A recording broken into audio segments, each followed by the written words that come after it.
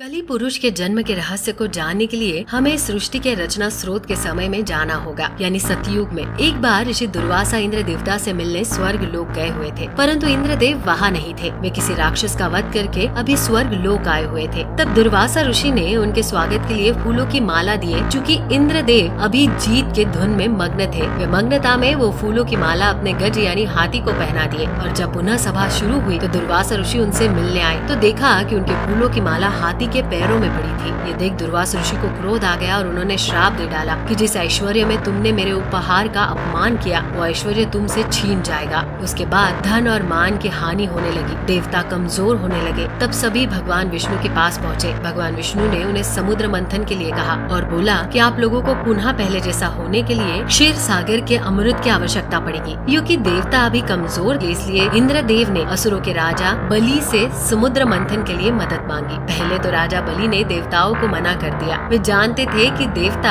असुरों के साथ छल करेंगे, परंतु शुक्राचार्य के कहने पर राजा बलि शर्त पर तैयार हुए कि जो भी समुद्र मंथन में निकलेगा उसका बंटवारा होगा। तब मंदराचल पर्वत को गरुड़ देव ने अपने चोंच में उठाकर क्षीर सागर में रखा और सर्पराज बासुकी को उस पर्वत में लपेटकर रस्से के रूप ले लिया गया। राक्षस गण बासुकी नाक के मुख की ओर, देवता पूंछ की ओर लगे थे, परंतु मंथन हो नहीं पा रहा था क्योंकि मंदराचल पर्वत का आधार घूम नहीं रहा था। तब भगवान विष्णु ने कच्छ यानी कछुए का अवतार लेकर मंदराचल पर्वत को अपने पीठ पर रखा। इस प्रकार मंथन की शुरुआत हुई। उसमें से बहुत सारे कीमती आभूषण के साथ पहले हलाहल नामक तेज विष निकला। भगवान विष्णु को इस विष के बारे में पहले से ही पता था। वे देवताओं को इस बारे में पहले इसलिए नहीं बताया क्योंकि वे जानते थे अगर उन्हें बता दिया तो वे विष के कारण देवता इस मंथन को नहीं करते, इसलिए उन्हें सिर्फ अमृत के बारे में बताया। अब क्योंकि हलाहल विष निकल गया था और सभी इसके वेग से मूर्छित होने लगे, परंतु शर्त अनुसार इसे आधा देवता तथा आधा असुरों को पीना था। परंतु दोनों में हलाहल विष के इस तेज को सहने की शक्ति नहीं थी। फिर भगवान भोलेनाथ ने भगवान विष्णु के कहने पर विषपान किया, परंतु इस विष के तेज से भोलेनाथ भी जलन से प्रभावित होने लगे। तब शक्ति रूपी देवी पार्वती ने उस विष को अपने हाथों से भोलेनाथ के गले में ही रोक दिया। इस विष के प्रभाव से भोलेनाथ का कंठ नीला पड़ गया। तब से भोलेनाथ का नाम नीलकंठ पड़ गया। परंतु इस क्रिया में विष की एक बूंद राक्षस काली के मुख में जा गिरी, जो कली का शरीर तो खत्म हो गया। और फिर आगे जब मंथन हुआ तो उसमें से कामधेनु गाय निकली जिसे ऋषियों ने रखा।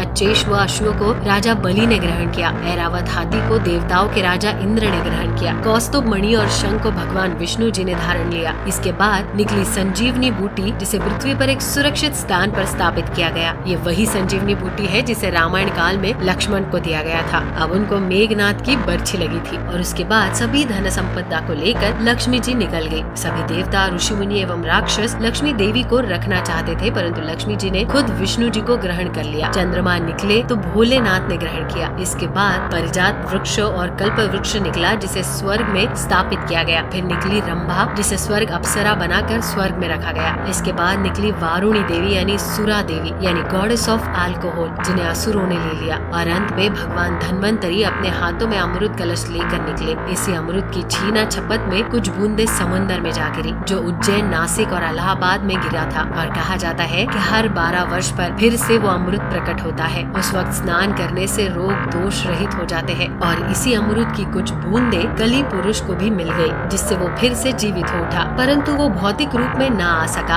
अमृत को बंटवारे के लिए भगवान विष्णु ने मोहिनी रूप ले लिया और सारा अमृत देवताओं को पिला दिया, परंतु राहु और केतु 2 राक्षस देवताओं का रूप लेकर अमृत पी लिए थे। तो भगवान विष्णु ने उनका सर काट दिया, परंतु अमृत पीने के चलते वे अमर हो चुके थे। इसलिए राहु और केतु अब भी पिंड यानी गृह रूप में जीवित है। कलयुग के अंत में कली पुरुष भौतिक रूप में आ जाएगा। कली पुरुष अभी भौतिक रूप नहीं आया है, परंतु वो अपनी शक्तियों से इंसान पर काबू पा सकता है और कलयुग के अंत में वो भौतिक रूप में भी आ जाएगा। तब वो पाताल लोक से आसुरी शक्ति को आजाद करके इंसानों पे राज करेगा। तब भगवान विष्णु का काल की अवतार होगा, जो 64 गुणों से लिप्त माहिर योद्धा होंगे, जो अब तक के सबसे शक्तिशाली राक्षस कली पुरुष से लड़ेंगे और इंसानों को उसके प्रभाव से मुक्त करेंगे। परंतु इस युद्ध में कली पुरुष के तरफ से भी इंसान लड़ेंगे, क्योंकि तब तक धर्म पूरी तरह से नष्ट हो जाएगा। इंसान भगवान को पहचान नहीं पाएगा, परंतु अंत में सब ठीक हो जाएगा और सतयुग का आरंभ होगा। तो दर्शकों, कैसी लगी आपको ये जानकारी? हमें कमेंट करके जरूर बताइए। साथ ही यदि आपको ये वीडियो पसंद आई हो तो वीडियो को लाइक कर चैनल को सब्सक्राइब भी जरूर कर दें। वीडियो में अंत तक बने रहने के लिए आप सभी का धन्यवाद।